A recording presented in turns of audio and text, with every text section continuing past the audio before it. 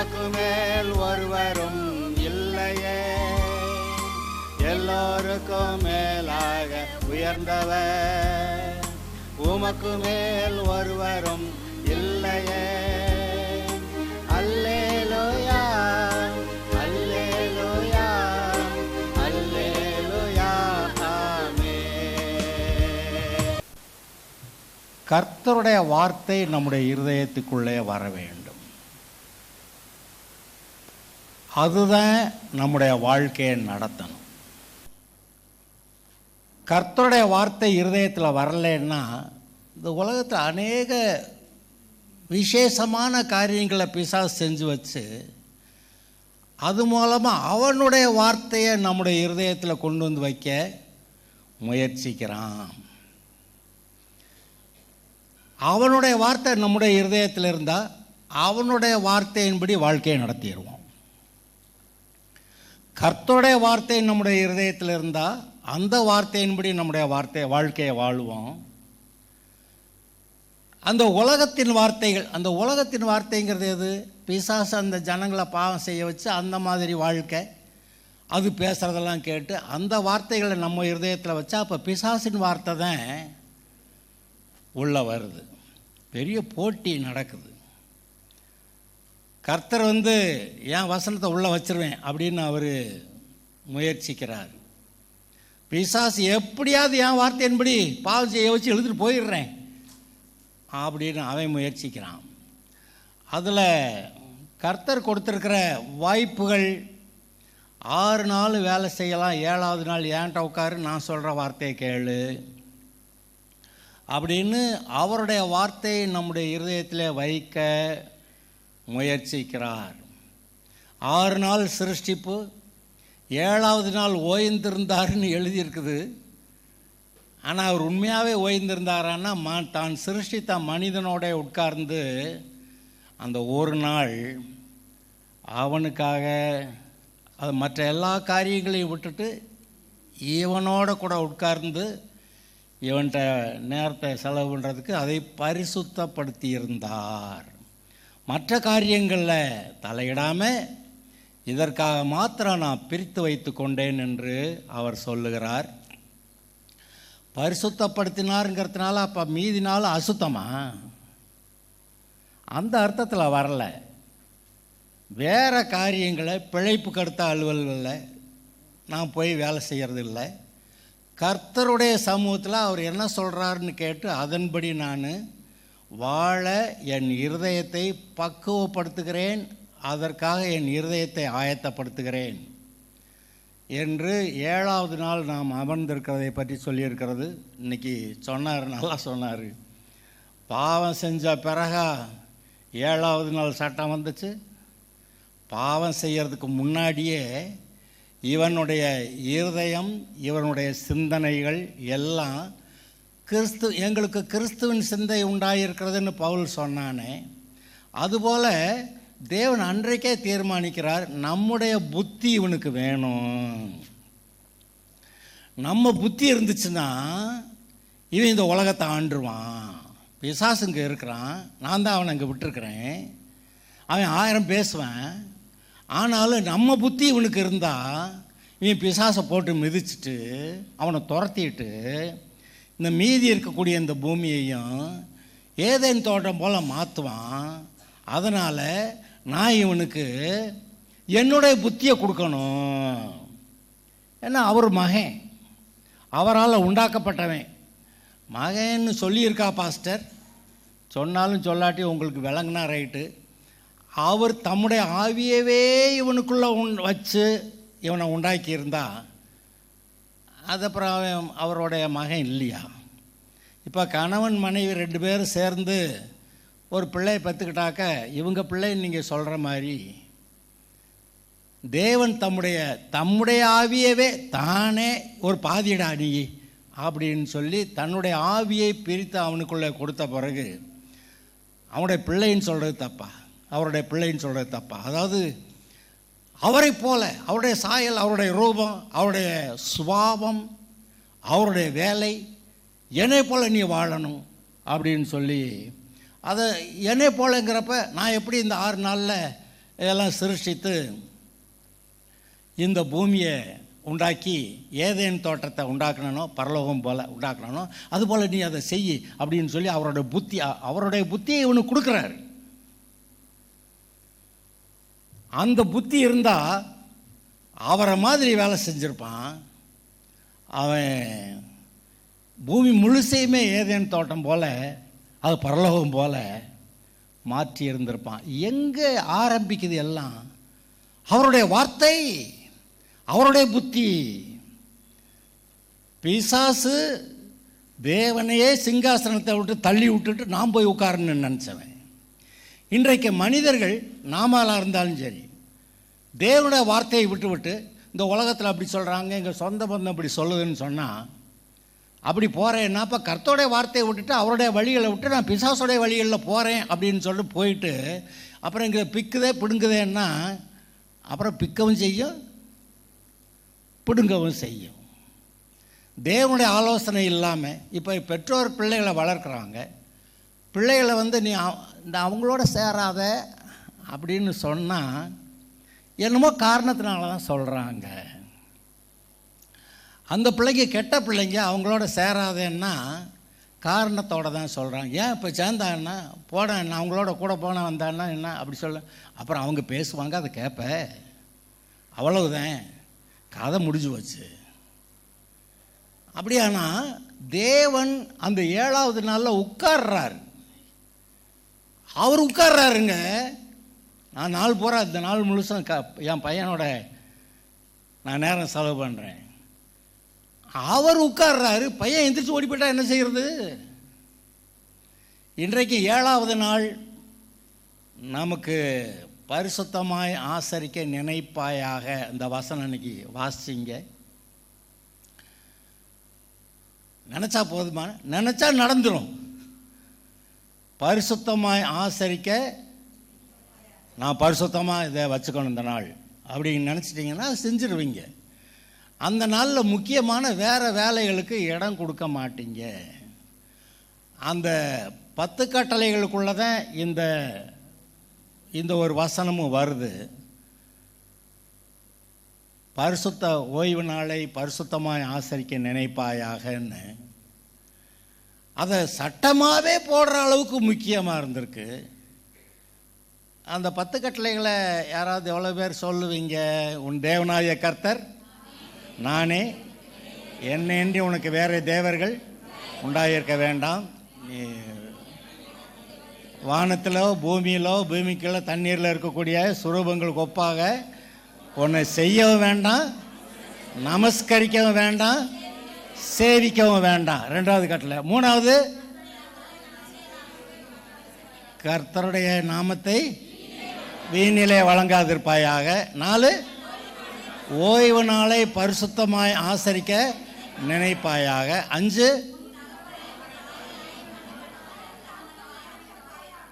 அதை எப்படி நல்லா சொல்லலாம்? எபேசியர் 6:1 நீ நன்றாயிருப்பதற்கும் பூமியிலே உன் வாழ்நாள் நீடித்திருப்பதற்கும் உன் தகப்பனையும் தாயையும் கனம் பண்ணுவாயாக. உனக்கு 73 வயசு தாண்டா, அதுக்கு மேலே நீ இருக்க மாட்ட அப்படி கர்த்தர் சொன்னாரா? நீ நன்றாக இருப்பதற்கும் பூமியிலே உன் வாழ்நாள் நீடித்திருப்பதற்கும். அப்போ நீட்டிக்கிறதோ குறைக்கிறதோ நம்முடைய வாழ்க்கையிலே நாம் செய்கிற கிரியைகளை பொறுத்து. ஒரு மனுஷன் தேவனோட கூட சஞ்சரித்து கொண்டிருந்தான். பார்த்தாரு, சரி போதும்டா வாடான்னு அங்கே கூட்டி போயிட்டார். இன்னொரு மனுஷன் தேவனோட கூட சஞ்சரித்து கொண்டிருந்தான், நோவா. உலகமெல்லாம் அழியும் போது அழிக்கப்படாமல் ஒரு கூட்டம் இருக்க வேண்டும் என்பதற்காக பேழை செய்ய சொன்னார். எவ்வளோ பேரை வர சொல்லியிருப்பான், வரமாட்டேன்ட்டாங்க. வந்தவங்க இவங்க குடும்பம் மட்டும்தான். இவங்க பிழைத்தார்கள், மற்றவர்கள் அழிந்தார்கள். ஆக தேவனோட கூட சஞ்சரிக்கும் போது, தேவனோட கூட சேர்ந்து வாழ்க்கையை நடத்தும் போது பிழைக்கலாம். இந்த தகப்பனையும் தாயையும் சொல்லும்போது கனம் பண்ணுனா நீ ரொம்ப நாளைக்கு நல்லா இருப்படா அப்படி சொல்லியிருக்கிறாரு. அப்படியா பாஸ்டர் சொல்லியிருக்குது, நான் அவ்வளோ நாள் அர்த்தம் புரியலை. புரிஞ்சிருக்கணும். உன் தகப்பனையும் தாயையும் மரியாதையாக நடத்தி அவங்களுக்கு தேவையானதை கொடுத்து செஞ்சு பார்த்துருந்தேன்னா, வயதான காலத்தில் உன் தாயை அசட்டை பண்ணாதே, வயசாச்சு கொண்டு எங்கேயாவது ஒரு ஓல்டேஜ் ஹோமில் விட்டுறலாமா? அப்போ தான், அதாவது ஒரு கதை சொல்லுவாங்க, அப்பா அம்மா பிள்ளையெல்லாம் உட்காந்து சாப்பிட்டுருந்தாங்களாம். இந்த தாத்தா பாட்டியெல்லாம் துண்டாக உட்கார வச்சு ஏதோ ஒரு பேருக்கு ஒரு சாப்பாட்டை கொடுத்து வச்சுருந்தாங்களாம்.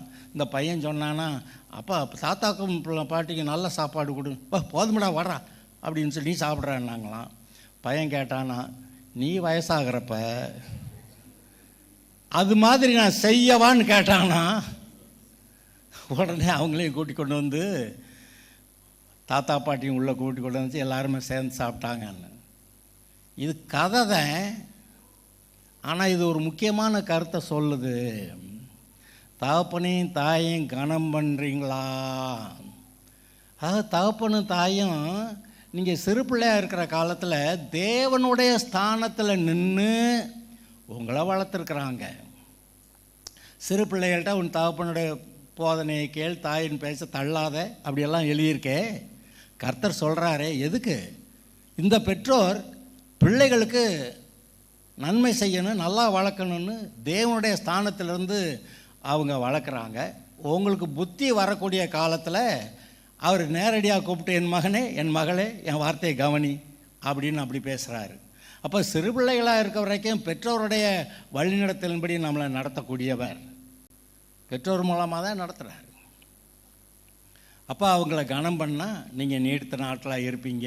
அடுத்து என்னது? கொலை செய்யாதிருப்பாயாக, விபசாரம் செய்யாதிருப்பாயாக, களவு செய்யாதிருப்பாயாக, பொய் சாட்சி சொல்லாதிருப்பாயாக, பிறனுக்குறை எதையும் இச்சியாதிருப்பாயாக. 10 கட்டளைகள். இந்த 10 கட்டளைகள் நிறைவேற்றணுமானா அது ஒருத்தர் கூட முடியலையாம். ஆனால் பரிசுத்த ஆவியை பெற்ற இயேசு வந்தபோது, ஏன்டா ஒருத்தனுக்கு முடியலை அப்படின்னு கேட்டிங்கன்னா, என்றைக்கு ஆதாம் பாவம் செஞ்சானோ அப்போ பரிசுத்த ஆவியானவர் அவனை விட்டு போயிட்டார். அப்போ பரிசுத்த ஆவியானவரின் உதவி இல்லாமல் இதை செய்யணும் செய்ய முடியலை. எதை செய்யக்கூடாதோ அதை செஞ்சுக்கிட்டு இருக்கிறான். ஆனால் இயேசு வந்தார், பரிசுத்த ஆவியானவர் இறங்கினார். 10 கட்டளைகளை விட அது சொல்கிறத காட்டிலும் அதிகமாக நன்றாக செய்தார். அதனால மத்தேயு சுவிசேஷத்தில் அந்த 5வது 6வது 7வது 3 அதிகாரங்கள் மலை பிரசங்கத்தில் அவர் சொல்லுவார், இந்த நியாயப்பிரமாண வார்த்தைகளை ஒவ்வொன்றையும் எடுத்துக்கிட்டு இப்படி தகப்பனையும் தாயும், அதாவது விபசாரம் செய்யாதிருப்பாயாக என்று பூர்வத்தாருக்கு அறிவிக்கப்பட்டது. எப்படி? பூர்வத்தாருக்கு. அப்போ இந்த 10 கட்டளைகள்லாம் சொல்லியிருக்கு. ஆனால் நான் உனக்கு சொல்லுகிறேன்னு வேறொரு சொல்கிறாரு, நீ ஒரு ஸ்திரியை இச்சையோட பார்த்தா கூட பாவம் செஞ்சுட்டடா, விபசாரம் பண்ணிட்டடா அப்படின்றாரு. அப்போ பாவம் செய்யாமல் இருக்கிறது சரியா, பாவ இச்சையே இல்லாமல் இருக்கிறது சரியா? பரிசுத்த ஆவியானவர் வந்தார், அந்த இச்சையே இல்லாமல் தூக்கிட்டார். இன்றைக்கு நீங்கள் பரிசுத்த ஆவியை பெற்றுக்கொண்டீங்கன்னா, பரிசுத்த ஆவியில் நிரம்பி இருந்தீங்கன்னா இச்சையே வராது. ஏன்னா ஆவியானவர் உங்களை ஆட்கொண்டு நடத்துகிறார். அப்போ 10 கட்டளைகள் மூலமாக நிறைவேற்றினதை காட்டிலும் அதிகமாக நீங்கள் கர்த்தருக்கு பரிசுத்தமாக வாழுகிறீர்கள். அது ரொம்ப ஆசீர்வாதமாக இருக்கிறது. அதனால் பரிசுத்தாவின் அபிஷேகத்தை நீங்கள் பெறணும். அதுதான் ஒரு நல்ல வாழ்க்கைன்னு பைபிள் சொல்லுது. ஆரம்ப காலங்களில் இயேசு கிறிஸ்து போதிச்சார், அப்புறம் அப்போஸ்தலர்கள் போதிச்சாங்க. அதுக்கப்புறமா வந்தவங்க, அதுக்கப்புறம்தான் இந்த பைபிள் புதிய ஏற்பாடே கம்பைல் ஆகுது. அதை இப்போ நம்ம கையில் இருக்கிற மாதிரி எல்லாருக்கிட்டையும் பைபிள் அந்த காலத்தில் இல்லை. அவர்களுக்கு கிடைத்ததை வச்சு அவர்கள் வாழ்ந்திருந்திருக்கிறார்கள். அதில் இன்றைக்கு தெர்த்துல்லியன் சொல்லி ஒரு மனுஷனை பற்றி நான் ஒரு சில வார்த்தைகள் சொல்ல விரும்புகிறேன். பிதா யாருன்னு தெரியுது, கடவுள்னார் தான் அது தெரியுது. குமாரன் அது யாருங்க? சரி, இயேசு பாடுபட்டார், அதை பற்றி ஒரு விவரம் பைபிளில் சொல்லியிருக்கு, அதை சுவிசேஷங்களில் நீங்கள் வாசிக்கிறீங்க. அப்புறம் இந்த பரிசுத்த ஆவியானவர் என்ன தான் பண்ணுறாரு? அதை ஒவ்வொருத்தர் ஒவ்வொன்றா சொல்லி அது இருக்கிறாரா இல்லையான்னு சொல்லி தெரியாமல் இருக்குன்னு சொல்லி அது மாதிரி போயிடுச்சு. அந்த காலகட்டங்களில் இப்போ நம்ம சொல்கிறோமே பெந்தகோஸ்தேன்னு சொல்லி, அசூசா ஸ்ட்ரீட்டில் பெந்தகோஸ்தே ஆரம்பித்தான் 1900 100 வருஷத்துக்கு முன்னாடி, 120 வருஷத்துக்கு முன்னாடி. அப்படி அவர்களெல்லாம் பரிசுத்த ஆவியில் நிறைஞ்சு அந்நிய பாஷையில் பேசுனது மட்டும் இல்லாமல் தீர்க்க தரிசனம்னு சொல்லி கர்த்தர் என்னெல்லாம் சொல்கிறாருன்னு சொல்கிற ஒரு கூட்டமாக சபை மக்கள் இருந்திருக்கிறாங்க. அந்த தெர்த்தூலியன் வந்த காலத்தில் 1156 என்னமோ அவர் பிறந்தாராம். அந்த காலத்திலேருந்து அவர் ஒரு 30-40 வருஷம் கழித்து இதெல்லாம் கவனித்து பார்த்து நல்லா ஆராய்ஞ்சு பார்த்து பிதாவை பற்றி சொல்லியிருக்கு, இயேசுவை பற்றி சொல்லியிருக்கு, பரிசுத்த ஆவியானவரை பற்றி இங்கே என்ன சபையில் என்ன தான் நடக்குது அப்படின்னு பார்த்தா அதை ஒருத்தர் அபிஷேகத்தில் நிரம்புறேன்றாங்க, ஒருத்தர் நிரம்பலைன்றாங்க. பரிசுத்த ஆவியானவர் இருக்கிறாரா இல்லையானே ஒரு சிலர் கேள்வி கேட்டுக்கிட்டு இருக்கிறாங்க. அப்போ இந்த ஆள் இப்படி கவனித்து பார்த்தாராம். மாண்டனிசம்னு சொல்லி, அந்த மாண்டனிசம்னு ஒருத்தன் அவனுடைய அனுபவம். அவன் உட்காந்து பரிசுத்த ஆவியில் நிறைஞ்சு அந்நிய பாஷையில் பேசி தீர்க்க தரிசனம் கர்த்தர் இதை செய்கிறார் அதை செய்கிறார் அப்படின்னு சொல்லி அதை இந்த ஆள் கேட்டு, ஆஹா பரிசுத்த ஆவியானவர் என்ன செய்கிறாருன்னு கேட்டுக்கிட்டு இருந்தால் அந்த தெரியல. கேட்கிற எல்லாருக்கும் அப்போஸ்தலர் நடவடிக்கைகள் எழுதியிருக்கேன். அவர்கள் கூடி வந்தார்கள், பெந்தகோஸ்தே நாளில் பரிசுத்த ஆவியானவர் இறங்கினார், அந்நிய பாஷையில் பேசினார்கள், அவர்கள் வல்லமையால் நிரப்பப்பட்டு அவர்கள் இந்த ஊழியத்தை செய்தார்கள். இயேசு சொன்னார், பரிசுத்த ஆவியினிடத்தில் வரும்போது நீங்கள் பலன் அடைந்து, இயேசுவை ஏற்றுக்கிட்டா தேவனுடைய பிள்ளையாக இருக்கக்கூடிய அதிகாரம், பலன் இல்லை. ஆனால் பரிசுத்த ஆவியானவர் இறங்கும்போது, பரிசுத்த ஆவியினிடத்தில் வரும்போது நீங்கள் பலன் அடைந்து அற்புதங்களை எல்லாம் செஞ்சு சாட்சிகளாக இருப்பீர்கள். அப்போ தான் அந்த ஆள் கண்டுபிடிச்சாராம், ஓஹோ இப்படி ஒன்று இருந்திருக்கு, ஒருத்தர் அதை கண்டுக்கலை அப்படின்னு சொல்லி. இதெல்லாம் நிறைய ரொம்ப கல்விமானா அவர் ஒரு லாயராம். லாயர் எப்படி பேசுவார்னு நினைக்கிறீங்க? எந்த வார்த்தையை எங்கன போட்டால் எவன் பேசுகிறத அடைக்கலாம், எந்த வார்த்தையை எங்கே போட்டால் நம்ம ஆட்களுக்கு கருத்தை வசனத்தை கரெக்டாக சொல்லலாம். லாயராக கரெக்டாக பேசிட்டான் அந்த ஆள். 31 ட்ரீட்டிஸை என்னமோ சொல்லியிருக்காங்க, 31 ஒரு அறிக்கைகள் அவர் எழுதியிருக்கிறார். அதை வச்சு அந்த காலங்களில் போப்பாண்டவர் ஒத்துக்கிட்டா உண்டு, இல்லாட்டி இல்லை, அப்படி ஒரு நிலைமை. இதை இந்த பரிசுத்தாவியில் நிரம்புகிறதும் எக்ஸ்டசி, அதை அந்த காலங்களில், அதாவது பரிசுத்தாவில் நிரப்புறப்ப அவங்களே என்ன சொல்கிறாங்கன்னு அவங்களுக்கே தெரியாமல் பேசுகிறது, அதை பார்த்து ஆவியானவர் பேசுகிறாரு அப்படின்னு தெரிஞ்சு இந்த ஆள் அதை சொல்லியிருக்கிறாரு. அநேகர் அதை ஒத்துக்கிறல. போப்பாண்டவர் அதை ஏற்றுக்கலாமா அப்படின்னு சொல்லி பேசிக்கிட்டு இந்த ஆள்கிட்ட ரொம்ப பேசிக்கிட்டு இருக்கிற நேரம் 4 பேர் போய் கோல் சொல்லி அவன் சரியில்லை ஆளை விடுங்கயான்னு சொல்லி கடைசிக்கு போப்பாண்டவர் விட்டுட்டாரான். அதனால் பரிசுத்த ஆவியானவரை பற்றி இந்த தெளிவான புரிதல் அந்த போப்பாண்டவர் வகைற ஆசையில் இல்லை அப்படின்னு முடிவு வந்துருச்சு. இதெல்லாம் பார்த்துக்கிட்டு தான் கடைசிக்கு ஒரு நாள் பெந்தகோஸ்தேக்காரங்க எழும்பி பரிசுத்த ஆவியில் நிரம்புற, இப்படி வாழணும், பலன் வேணும், பிசாசை விரட்டணும் அப்படின்னு சொல்லி கிளம்புனப்போ தான் பெந்தகோஸ்தையே ஸ்டார்ட் ஆகி வருது. அதில் மக்கள் புரிந்து கொள்ளாதது, விசுவாசிகள் புரிந்து கொள்ளாதது. இப்போ பரிசுத்த ஆவியில் நிறைஞ்சு தீர்க்க தரிசனம் சொன்னால் தேவனுடைய ராஜ்யத்துக்குரிய காரியங்களை தேவனுடைய சித்தமானபடி கர்த்தருடைய வசனங்களை கொண்டு அடிப்படையாக கொண்டு இந்த தீர்க்க தரிசனத்தை சொல்லுவாங்க, அது சரியாக இருக்கும். ஆனால் அதே சமயத்தில் வேறொரு ஆவியில் ஒருத்தன் நிறைஞ்சான்னா இந்த கர்த்தருடைய பரிசுத்தவான்களுக்கு விரோதமாக என்னெல்லாம் ஐடியா கொடுக்க முடியுமோ அதெல்லாம் தீர்க்க தரிசனமாக அவன் சொல்லிவிடுவான். அதை நம்மளுக்கு ஜோசியம்னு வேற கேட்டுக்கிட்டு இருக்கிறாங்க. ஜோசியை நான் சொல்லுவேன், கர்த்தர் உன்னுடைய இருதயத்தில் பேசிகிட்டு இருக்கிறார், நீ எங்கடா போய் ஜோசியம் கேட்க போகிறேன்னு. உன்னுடைய மனசாட்சிக்குள்ளே நீ இதை செய், இதை செய்யாத அப்படின்னு சொல்லி நல்லது இது கெட்டது இதில் இன்னாரு கூட நீ இவ்வளவு நேரம் பழகலாம், இதுக்கு மேலே பழகக்கூடாது அப்படியெல்லாம் நம்முடைய இருதயத்தில் வெளிப்படையாக தெரியுது. ஆவியானவர் உனக்குள்ளேருந்து நடத்துகிறாரு, நீ அதை கவனிக்க வேண்டாமா? உனக்குள்ளே கர்த்தர் பேசிக்கிட்டு இருக்கிறப்ப எவன்கிட்டே போய் ஜோசியம் கேட்க உட்கார்ற? நல்ல காலம் பிறக்குதா? நல்ல காலம் நீ கேட்டப்பவே நல்ல காலம் போச்சு. அதான் சொல்லுவாங்க, நல்ல காலம் முடிய போகுது, சீக்கிரமாக தாலியை கட்ட சொல்லுடா, டைம் ஆகுது, சீக்கிரம் தாலியை கட்ட சொல்லு. ஒருத்தன் வந்து சொல்கிறேன், தாலியை கட்டினதோட நல்ல காலம் முடிஞ்சு வச்சணும். ஏன்னா அவன் தானே சொன்னேன், அதை நம்பித்தானே இவனும் செஞ்சேன். நீங்கள் உங்களுக்கு நல்லதுன்னா நல்லது, அது கெட்டதுன்னா கெட்டதுன்னு கர்த்தர் சொல்லி வைக்கிறாரு. ஆனால் நம்முடைய வாழ்க்கை, நீ உன் வேலையை செஞ்சு சாப்பிடு, குடும்பத்தை நல்லா நடத்து, 7வது நாள் என்கிட்ட உட்காரணும். நான் என்னுடைய புத்தி உனக்கு வேணும். நீங்கள் யாரை ரொம்ப நேசிக்கிறீங்களோ நீங்கள் அவங்க பேச்சை ரொம்ப கேட்பீங்க, அவங்க மாதிரி மாறிடுவீங்க.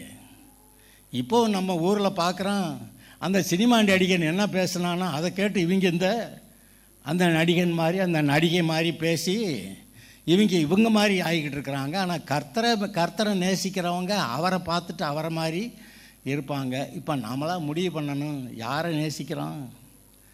ஏசுனார், அவன் பேதுருட்ட கேட்டார், என்னன்னு நேசிக்கிறாயான்னு மட்டுங்க, இவங்க எல்லார காட்டிலும் மீதி எல்லார காட்டிலும் உடைய வாழ்க்கையில் மற்ற எல்லாவற்றை காட்டிலும் நீ என்னை நேசிக்கிறாய், அதிகமாக நேசிக்கிறாயா? அவ்வளவுதாங்க. அங்கே யாரை நேசிக்கிறீங்களோ அந்த பேச்சை கேட்பீங்க, அவரை மாதிரி மாறிடுவீங்க. அவர் பேச்சை கேட்க வசனம் வந்தால் வசனத்தோட அபிஷேகம் வரும். இந்த அபிஷேகம்னா என்னன்னு நிறைய பேருக்கு விளங்காதவங்களுக்கு சொல்கிறேன். கர்த்தருக்காக ஒரு வைராக்கியம். ஆவியானவர் உங்களிடத்தில் எவ்வளவு வைராக்கிய வாஞ்சையாக இருக்கிறார் என்று அறியலாம். அது எங்கே, அந்த வசனம் எங்கன்னு இருக்கு? ஆவியானவர் உங்களிடத்தில் வைராக்கிய வாஞ்சையாய், யாக்கோபு 4:5 எடுங்க. யாக்கோபு 4:5 எடுத்துட்டீங்களா? உங்கள் பைபிளில் நீங்கள் பார்க்கணும். அப்போ தான் அடுத்து நீங்கள் பார்க்குறப்ப பைபிளில் அது மேலே இருக்கா, நடுவில் இருக்கா, கீழே இருக்கா, இடது பக்கம் இருக்கா, வலது பக்கம் இருக்கா. நான் ஒவ்வொரு தடவை பைபிள் வாசிக்க இந்த வசனமா எத்தனாவது அதிகாரம் அதை பார்த்து வச்சுக்கிறேன். அந்த ஒரு நல்ல வசனம் வருது, எத்தனாவது அதிகாரம் பார்த்த உடனே அது அதிகாரம் தெரியுது, மேலே கீழே இடது பக்கம் வலது பக்கம்லாம் தெரியுது. எங்கே இதை மேலே இருக்கு பாருங்க, 4:5 நம்மில் வாசமாயிருக்கிற ஆவியானவர் நம்மிடத்தில் வைராக்கிய வாஞ்சையாய் இருக்கிறார் என்று வேத வாக்கியம் வீணாய் சொல்லுகிறது என்று நினைக்கிறீர்களா? உங்களிடத்தில் வைராக்கிய வாஞ்சையாய் ஏன் அப்படி இருக்கிறாரு? உங்களை அந்த கர்த்தர் கேட்ட அந்த எண்ணங்களில் அந்த வழிகளில் உங்களை நடத்துறதுக்கு, உங்களை எப்படியாவது கொண்டு போய் கரை சேர்க்கணும்னு, உங்களை எப்படியாவது ஆசீர்வாதத்தில் நடத்திடணும்னு, உங்களுடைய கர்த்தருடைய பிரசனத்தை நீங்கள் காத்துக்கொள்ளணும்னு, ஆவியில் அபிஷேகமாக நிரம்பி தேவனுடைய கிரிகளை நீங்கள் நடப்பிக்கணும்னு. இப்போ சொன்னாங்க, தேவன் பரலோகத்தில் ஆள்றாரு, பூமியில் நீ ஆளணும். நீங்களும் நானும் ஆளுகை செய்யலைன்னா வேற எவனாவது ஆண்டு விட்டுருவான். நீங்கள் உங்கள் பிள்ளைகளுக்கு கர்த்தரை குறித்து போதிக்கலைன்னா இந்த உலகம் போதிச்சிடும். இந்த உலகம் போதிக்கிறதுக்கு முன்னாடி நீங்கள் உங்கள் பிள்ளைகளுக்கு கர்த்தரை குறித்து போதிக்கணும். பாஸ்டர் சொன்னபடி கேட்க மாட்டேங்குது என் பிள்ளை, அது சந்தோஷம் வேற. இது என்ன கொடுமையாக இருக்கு? இவங்க நீங்கள் சொன்னதை உங்கள் பிள்ளைய கேட்கணும், அடங்கணும். நீங்கள் அடக்கலைன்னா ஒரு பழமொழி இருக்குது, வீட்டுக்கு அடங்காதவே ஊருக்கு தான் அடங்குவானா. அவன் 4 பேர் பெரியவங்கன்னு சொல்லிட்டு பெரிய ஆளுக்கு சாலை சொல்லிட்டு இவன் அடங்க மாட்டான், தூக்கி போட்டு மிதிடா அப்படின்னு 4 பேர் மிதிப்பானே, அப்போ அடங்குவேன். இப்போ பெற்றோருக்கு புத்தி இருந்தால் என்ன செஞ்சுருப்பாங்க? வீட்டில் கர்த்தருடைய பிள்ளையா ஒழுங்காக சொன்னபடி கேட்கலாம் என்று அட்டி போட்டு ஒழுங்காக வளர்த்துருப்பாங்க. அப்போ வீட்டுக்கு அடங்காதே ஊருக்கு தான் அடங்குவேன்னா இது என்னையா நியாயம்? பெற்றோருக்கு அறிவு இல்லையா? பிள்ளைங்க என்ன செய்யுது, எங்கே பேசுது, யார்கிட்ட பேசுது? 2 நிமிஷம் பேசிக்கிட்டு இருந்தால் ஒரு வார்த்தையில் கண்டுபிடிச்சி விடுவோம் இது புத்தி எங்கே போகுதுன்னு. பிள்ளை அவனோட ஓடி போச்சு பாஸ்டர், எனக்கு தெரியாது பாஸ்டர். ஓடி போனது தெரியாதா? முதல்ல பிள்ளை அடிக்கிறத விட்டு உன்னையத்தை அடிக்கணும். ஒரு ஆள் சொன்னாராம், பாம்பை கண்டா எடு, அடி, கல்லெடு, அடி அப்படின்னு. இன்னொருத்தனை கண்டா பாம்பை விட்டுட்டு அவனை அடின்னு. உங்களுக்கு தெரியலையோ? தெரியாதா?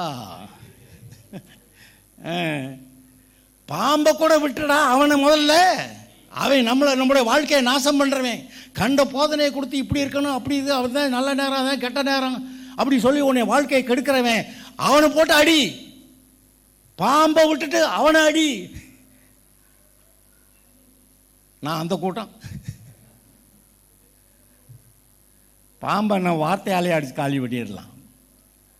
பிசாசு, பாம்பு, சர்ப்பம் அடங்குன்னா அது அடங்கும். அந்த அதிகாரம் உங்ககிட்ட கர்த்தர் கொடுத்துருக்கிறார். அடக்குகிற அதிகாரம், பூமியை ஆளக்கூடிய அதிகாரம் கர்த்தர் உங்ககிட்ட கொடுத்துருக்கிறார். அதை விட்டுட்டு பாஸ்டர் தேடாதீங்க. நான் மற்ற பாஸ்டர்கள்லாம் நிறைய பேர் கூப்பிட்டு வா உனக்கு ஜெபம் பண்ணுறேன், எனக்கு லெட்டர் போட்டு ஜெபம் பண்ணுறேன் சொல்லுவாங்க. நான் அதெல்லாம் சொல்கிறதில்ல, சொல்ல மாட்டேன், இனியும் சொல்ல மாட்டேன். அது அவருக்கு என்கிட்ட வரணும்னா வரும், தற்செயலாக வந்துடும். என்கிட்ட வருவாங்க, நான் ஏதோ ஒரு வார்த்தையை சொல்லுவேன், அது அவங்களுக்குள்ள ஒரு வார்த்தையை பலனை கொடுக்கும், தைரியம் வரும், ஜெயிச்சிருவாங்க. கர்த்தர் நீங்கள் தான் ஆளுகை செய்யணுமென்னு சொல்கிறாரே ஒழிய நான் எல்லாம் பார்த்துக்கிறேன், நான் எல்லாம் பார்த்துக்கிறேன்னு அவர் சொல்லலை. பூமியில் நீ எதை கட்டுவாயோ அதை நான் பரலோகத்தில் கட்டுறேன். பூமியில் எதை நீ கட்டவிழ்ப்பாயோ அதை நான் அதான் அந்த அதிகாரத்தை நான் உனக்கு கொடுத்துருக்கேன், நீ அதை செயல்படுத்தலாம். அப்படி வர்றார். இங்கே நம்ம எனக்கு தெரியல, உனக்கு தெரியணும்னா இந்த பைபிள் எடுத்து வாசிக்கணும். கர்த்தர் என்ன சொல்லியிருக்கிறார், இந்த சூழ்நிலைக்கு என்ன சொல்லியிருக்கிறார். ஓய்வு நாளில் ஒருத்தன் விறகு போயிருக்கான், எடு கல்லை. நீங்கள் கல்லை விட்டு எரிஞ்சு விடாதீங்க, அது போலீஸ் கேஸ் ஆகிரும். ஆனால் சிறு பிள்ளையாக இருக்கும்போதே பெரம்ப கையில் எடுன்னு எழுதியிருக்குது.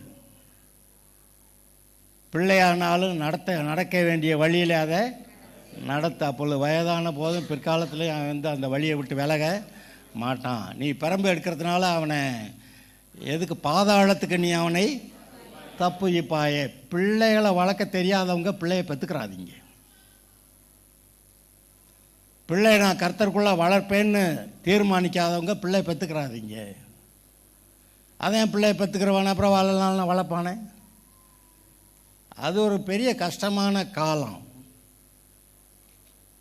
அது கருத்தரிக்கிற காலத்திலிருந்து பிள்ளையை பெற்றது மட்டும் இல்லை, அதுக்கப்புறமா நல்ல நிலைக்கு வளர்த்து ஒரு இடத்துல நல்ல கல்யாணத்தை பண்ணி வைக்கிறதோ, நல்ல வேலைக்கு போய் நல்லா சம்பாத்தியத்தை கொண்டு வந்து சேர்க்குறதோ அது பெரிய கஷ்டம். அதை விட பிள்ளையை பெற்றுக்கிறாமல் இருக்கிறது நல்லது. என்ன பாஸ்டர் என்ன சொல்கிறீங்க? ஆமாம், பிள்ளையை வளர்க்க மாட்டேன், ஒழுங்காக வளர்க்க மாட்டேன்னா நீ பெற்றுக்கிறாத. அப்புறம் பிள்ளை இல்லைன்னா அமைதியாக இருக்க வேண்டியது. அந்த ஆஸ்பத்திரியில் போனால் இந்த ஆஸ்பத்திரியில் போனால் கருத்தரிப்பு மையம், அது மயிறு மண்ணாங்கட்டி, என்னது மயிரும் மண்ணாங்கட்டியும். நான் அப்படி சொல்லுவேன். அப்படி சொல்லுவீங்களா பாஸ்டர்? ஆமாம். அப்படியே நீ பிள்ளையை பெற்றுக்கிட்ட, யார் கொடுத்த பிள்ளை? யார் கொடுத்த பிள்ளை? அது கர்த்தரா கொடுத்தாரு. கர்த்தர் கொடுத்துருந்தா அதை வளர்க்கக்கூடிய எல்லாத்துக்கான பொறுப்பை அவர் பார்ப்பார். அவர் கொடுக்காதத நீங்கள் அவர் கொடுத்தார். நோ, உங்கள் கூட இருக்கிறவங்க ஏற்றுக்கலாம், மற்ற உங்களுக்கு சம்மந்தப்பட்ட எல்லாரும் ஏற்றுக்கலாம், நீங்கள் கூட ஏற்றுக்கலாம். நான் ஏற்றுக்கிற மாட்டேன், கர்த்தரை ஏற்றுக்கிற மாட்டார். நிறைய பேர் கருத்தரித்தல் மையங்களுக்கு போய் பிள்ளையை பெற்றுக்கிட்டு, நான் ஏற்கனவே ஒரு தடவை சொல்லியிருக்கேன், அவங்க வாழ்க்கை, அந்த பிள்ளைகளுடைய வாழ்க்கை, அதாவது டாக்டர்கள் மூலம் சுகப்படுத்த முடியாத அளவுக்கு சில வியாதிகள், சில போராட்டங்கள். நம்ம சபையிலே ஆட்கள் அப்படியெல்லாம் அனுபவப்பட்டவங்க இருக்கிறீங்க. நீங்கள் தைரியமாக இருந்தால் மற்றவங்களுக்கு சொல்லலாம்.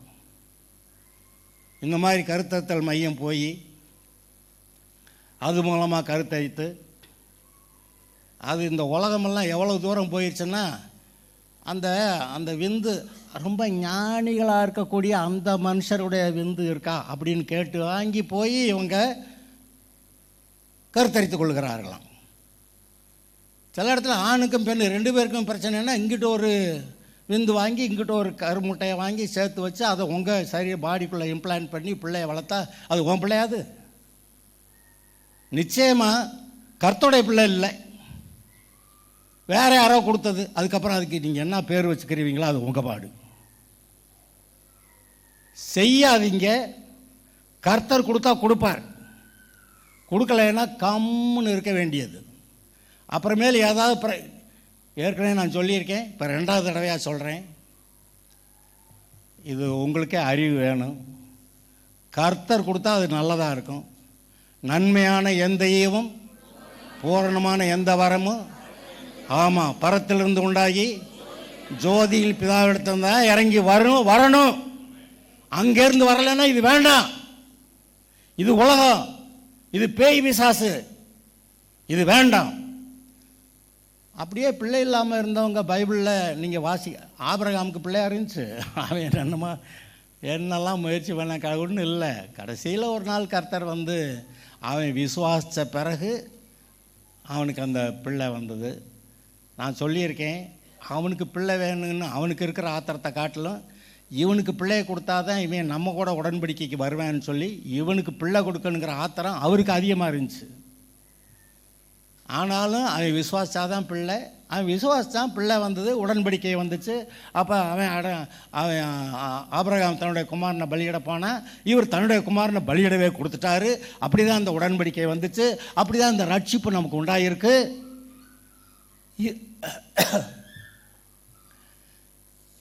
அவன் பிள்ளை இல்லைன்னு சொல்லி ஆகார் மூலமாக பிள்ளை பெற்றது எவ்வளோ ஆசீர்வாதம். எத்தனை பேர் இருக்கீங்க ஆசீர்வாதமாக இருக்கும்னு சொல்லி நம்புகிறவங்க?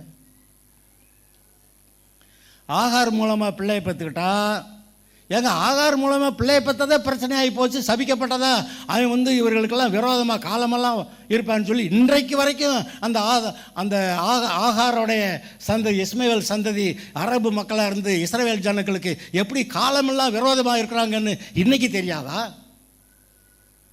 கர்த்தருடைய வார்த்தையை விட்டு விலகக்கூடாது. கர்த்தருடைய வார்த்தையை விட்டு விலகினால் சபிக்கப்பட்ட வாழ்க்கைக்குள்ளே போகிறோம். கர்த்தரை நம்புங்கள், நீங்கள் பாக்கியவான்கள், பாக்கியவதிகள். கர்த்தருடைய வார்த்தை உங்களை மற்ற எல்லா சூழ்நிலைகளுக்கு மேலாக கொண்டு போய் வைக்கும். இந்த உலக வார்த்தைகள் பிசாசு உங்களை மிதிக்க வச்சிரும். கர்த்தரை நம்புங்கள், பிழைப்பீர்கள். யோசபாத்துங்கிற ஒரு ராஜா, யுத்தம் வந்தது.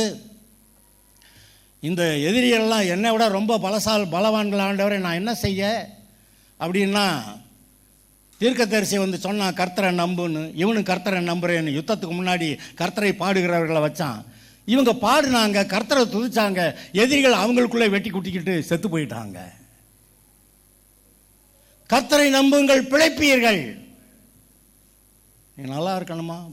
நீங்கள் அதாவது இந்த வைராக்கிய வாஞ்சியாக இருக்கிறாருன்னு இப்போ ஒரு வசனம் வாசித்தமே, உங்களை அபிஷேகத்தில் நிரப்பி மற்ற மாதிரியான எல்லா அபிஷேகங்களை காட்டிலும் வல்லமை உள்ளதாய், நீங்கள் வல்லமை உள்ளவர்களாய், அந்த அபிஷேகங்களை முறிக்கிறவர்களாய், அந்த பிசாசோட அபிஷேகங்களை முறிக்கிறவர்களாய், வியாதியின் வல்லமைகளை முறிக்கிறவர்களாய், உங்களை ஜெயமாக நடத்தக்கூடிய நல்ல ஆலோசனை கொடுக்கக்கூடிய கர்த்தருடைய ஆவியானவர் உங்களோட கூட இருந்து நடத்துவார். அந்த தெர்த்தூலியன் சொன்னது இதை தான் சொன்னான். அதை பின்னாடி ஒரு காலத்தில் பெந்தகோஸ்தை அவங்க கண்டுபிடிச்சேன்னு சொன்னாங்க. இன்றைக்கி உண்மையாகவே மக்கள் பெந்தகோஸ்தையாக இல்லை, நான் பல தடவை சொல்லிட்டேன். ஆனால் இப்போ நான் பரிசுத்த ஆவியில் அபிஷேகத்தில் நிரப்புறதுக்கு என்ன செய்யணுமோ அதை செய்வேன். தீர்மானிச்சுட்டேன், செயல்படுத்துவேன். எப்பெல்லாம் ஒரு ப்ரேயர் மீட்டிங்கில் நீங்கள் அங்கே இருக்கீங்களோ, உங்களை பரிசுத்த ஆவியில் நிரம்ப வைக்கிறதுக்கு, உங்களை கர்த்தருடைய வல்லமையில் நிரப்புறதுக்கு, அது மூலமாக நீங்கள் பிசாசை ஜெயிக்கிறதுக்கு, நீங்கள் நன்றாக வாழ்ந்திருக்கிறதுக்கு, தேவனுடைய கிரிகளை நீங்கள் நடப்பிக்கிறதுக்கு நானும் வேலை செய்வேன். கர்த்தர் உங்களோட கூட இருக்கிறாரு. உங்களை நடத்துவார். நீங்கள் அவரை தேடுங்க, அவர் வருவார். கர்த்தரை தேடின தாவீது சொன்னான், கர்த்தருக்கு நான் ஒரு ஆலயத்தை கட்டணும். பரவாயில்லடா, நான் உனக்கு உன் வீட்டை, உன் குடும்பத்தை, உன் வாழ்க்கையை நான் ஆசீர்வதிக்கிறேன்னு அவன் மூலமாக இயேசு, தாவீதின் குமாரனா இயேசு வந்தார். உங்களுடைய மனதுக்குள்ள உங்களுடைய எண்ணங்கள் தேவனுக்கு ஏற்றதாக இருக்கட்டும். நீங்கள் வாழ்ந்திருப்பீங்க, உங்கள் குடும்பம், உங்கள் வீட்டாரெல்லாம் நல்லா இருப்பாங்க. இப்போ உங்கள் நிமித்தம் மேகஸ்தம்பம், அக்னி ஸ்தம்பம் உங்கள் வீட்டு மேலே இருக்கு. கர்த்தருடைய கண்கள் நீதிமான்களாகிய உங்கள் மேல் நோக்கமாக இருக்கிறது. சொல்லுங்க, கர்த்தருடைய கண்கள் நீதிமானாக இருக்கிற என் மேல் நோக்கமாக இருக்கிறது. என்னை வழிநடத்துவார், நான் வாழ்ந்திருப்பேன். அல்லேலூயா. எல்லாரும் ஜெபம் பண்ணலாம்.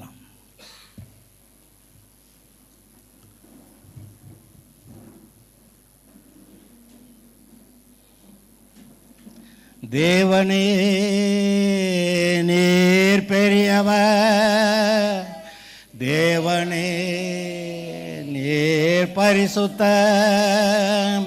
தேவனே நீர் நல்லவர், தேவனே நீர் வல்லவர். ஜீவ தண்ணீர் பரிசுத்தாவின் அபிஷேகத்திலே ஜீவன் பெற என்னை நடத்தும். உந்தன் ஜீவ தண்ணீர் ஒரு ஊற்றிலே ஜீவன் பெற என்னை நடத்தும். கர்த்தருடைய வசன சாப்பாடு, ஆவியின் அபிஷேகம், தண்ணீர், ஜீவ தண்ணீர் ரெண்டும் வேணும். இதை விட்டு அது, அதை விட்டு இது இல்லை. வசனமும் தேவனுடைய வார்த்தைகள் வேணும், பரிசுத்த ஆவியானவரின் அபிஷேகம் வேணும். ரெண்டும் சேர்ந்தா பெரிய பயங்கர வல்லமை, தேவனுடைய கிரியைகள், பிசாசு ஓடும். நீங்க தேவனுக்கு ஏற்ற வாழ்க்கையை வாழலாம். ஓகே, கர்த்தாவே நாங்கள் உண்மை ஸ்தோத்திரிக்கிறோம். நாளுக்காக உமக்கு நன்றி, இந்த ஆராதனைக்காக உமக்கு நன்றி. நீர் கொடுத்த வார்த்தைகளுக்காக, பலனுக்காக, அபிஷேகத்துக்காக, ஜெயமான வாழ்க்கைக்காக உமக்கு நன்றி கர்த்தாவே. நீர் கூட இருந்து நடத்தும். உங்களுடைய வாழ்க்கை உமக்கு மகிமையாக இருக்கட்டும். இயேசுவின் நாமத்தில் வேண்டுகிறோம் பிதாவே. என் ஆத்மா